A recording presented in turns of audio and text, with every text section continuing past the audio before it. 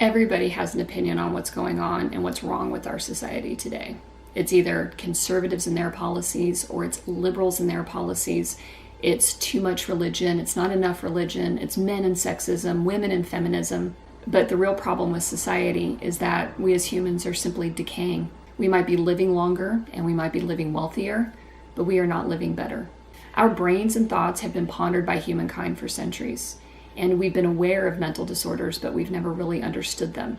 And so our ancestors viewed the mind as some sort of ethereal element, like the soul or spirit, and discussed what was going on inside our heads, really in the realms of philosophy, but not necessarily science. And that's just because they lacked the technology to be able to look into the brain and actually see what's going on inside of there. But it was at the end of the 19th century when the first ever laboratory was established to study psychology in Germany in 1879. And that was only 139 years ago. And I know what you're thinking is, well, 139 years ago is a long time ago. But in reality, when you look at humans overall, it's only 5 or 6 generations. It would take another 100 years before MRIs then would be used in hospitals and you could actually scan the body and scan the brain and see what was actually happening. And further, it wouldn't be until the beginning of this century, the 21st century, that we would actually be able to have technology available to us, and it would be so improved that we'd immediately begin to understand exactly what was going on with our brain. Because what happened was not only could we finally see through MRIs and brain scans exactly how the brain was working and behaving, but technology improvements in software and hardware allowed for the processing of this information to happen at such a rapid rate that the puzzle pieces started to come together on exactly what was going on and how the brain is actually formed, especially during childhood while our brains are growing. And researchers also started to see how stress affects brain development and the chemicals that are released and what happens when that stress becomes toxic. And all of this really important knowledge has been discovered in our generation. People were learning this stuff while we were already growing up, getting married, having kids, and becoming adults. This rapid acquisition of knowledge is why you don't really know about it. And we don't understand fully how important mental health development really is, or how to even do it properly. So while we've been able to extend our lives, or rather the years our bodies can endure diseases, avoid accidents, and all that, we have not ever understood how or what is required to make sure our brains can keep up until now. And I think this is why we're seeing this degradation in our culture and ourselves happening. Our brains are decaying. For thousands of years, our average lifespan was under 30 years old. In 1900, the world average was still 31 years of age. In 1950, the world average was 48 years. And in 2014, the world average lifespan was 71.5 years. Our bodies are improving because of reductions in infant mortality, antibiotics, vaccinations, and other public health measures. But why is it that more people die by suicide than by homicides in the US? And why is this increasing? Why is heart disease the #1 killer in all of us, even the healthy of us? And why do women experience the onset of stress-triggered autoimmune disorders when they hit their 40s?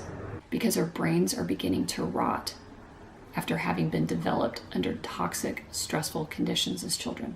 And now we are simply outliving our brain's capacity to hold its shit together. For thousands of years, we only lived until we were 30. And now we're living twice as long and in less than 2 generations. That's just not enough time for evolution to catch up. So what are we doing today that's affecting this? The reason is that many of us continue to parent and raise children the way we thought we should have been because we learned it from our parents, or because we never knew that the experiences that we had actually fouled up the architecture of our own brain as it was being built. And you might say to yourself, well, my life was average. I wasn't abused or anything. But the fact is that what adults think is normal, such as divorce, yelling, pushing kids to grow up too fast, as well as emotional neglect, are really not that subtle to a child. Our species has simply survived the poor intergenerational parenting we have received and given out over thousands and thousands of years and kept it going generation after generation because we as humans simply didn't live long enough to be impacted by it or to truly understand its long-term effects. But we do now. And this information about brain and emotional development is so new, and taking all of the scientific research and finding a way to integrate it and push it into our collective knowledge and awareness has been hard. Because while all of this information is available to you to read, you didn't know that you needed to. I've gained my knowledge by aggressively searching for it, turning over rock over rock over rock, and at times having to read some pretty technical articles written by researchers for other scientists, not for the layperson. So, where do we go from here? First, I want you to think for a moment and ask yourself, am I really happy? Are my kids really happy? Because if the answer is no, then you have to realize that you have some work to do. And if your kids aren't happy, that's on you. And I'm sorry, I'm not saying you're a bad parent. I'm just telling you, you didn't know any better like me. But I'll tell you that if you're listening to this and you choose to ignore what I'm saying and not go out and maybe make some discoveries on your own, you are acting irresponsibly. And you owe it to your kids to do your part for yourself and for your family, to improve upon and make sure that you aren't going to pass down to them some of the things that affected you. Because why you're unhappy today has a lot to do with what happened to you as a kid. And you wouldn't want to wish that on your children, would you? Second, the front line for our children, aside from us as parents and caregivers, is schools. It's our teachers. And so brain development needs to be a required learning for all of our instructors, but then it also needs to be something that they feel capable and confident to be able to integrate into curriculums, and not just early childhood development, but daycares, kindergarten, preschool, and all the way through 12th grade. Because what our kids need in terms of their emotional well-being and development and brain development changes as they get older. And you can actually take a young child who had a hard life when they started out and mend them as a teenager.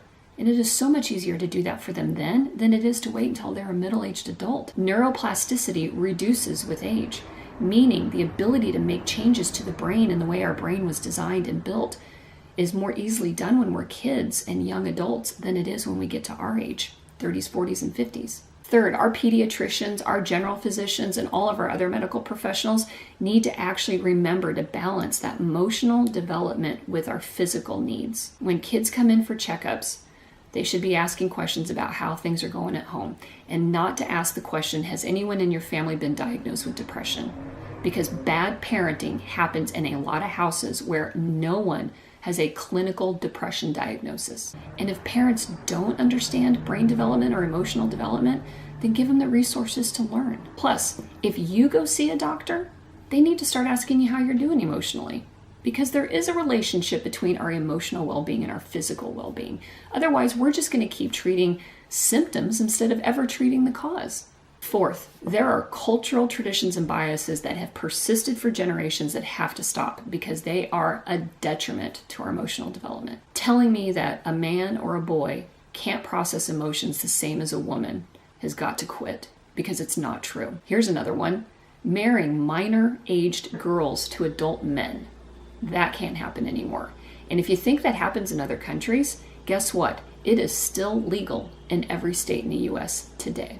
Finally, mental health is not a disorder. It is not a disease or something to be embarrassed to talk about. It's why I choose to open up my garbage and throw it all out there for everyone to see. Because I know I'm not the only one wondering what's going on right now in my head. I'm not crazy. I don't have a problem. But I do know that something went wrong.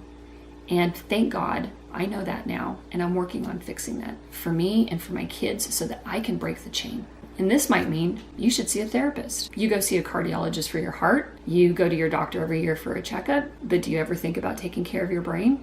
I mean, it's the thing that controls everything about you. Sure, you might take some supplements to improve your memory or B vitamins when you're stressed out, but I'm telling you, there's a good chance that that's not even close to what you actually need to improve your life. And so this is my contribution to setting these wheels in motion. I want to bring this dialogue to every man and woman out there so that we can start talking about this and everyone can start learning about this. Because right now, ignorance is not bliss. If you're not happy with what you see around you every day, if you're not happy with the way we as adults are behaving, if you're not happy with how our children are doing in this world that we're leaving them, then you have to start looking at yourself.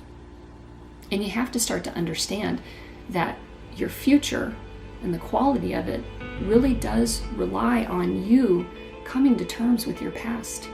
And you know, you really can't change tomorrow.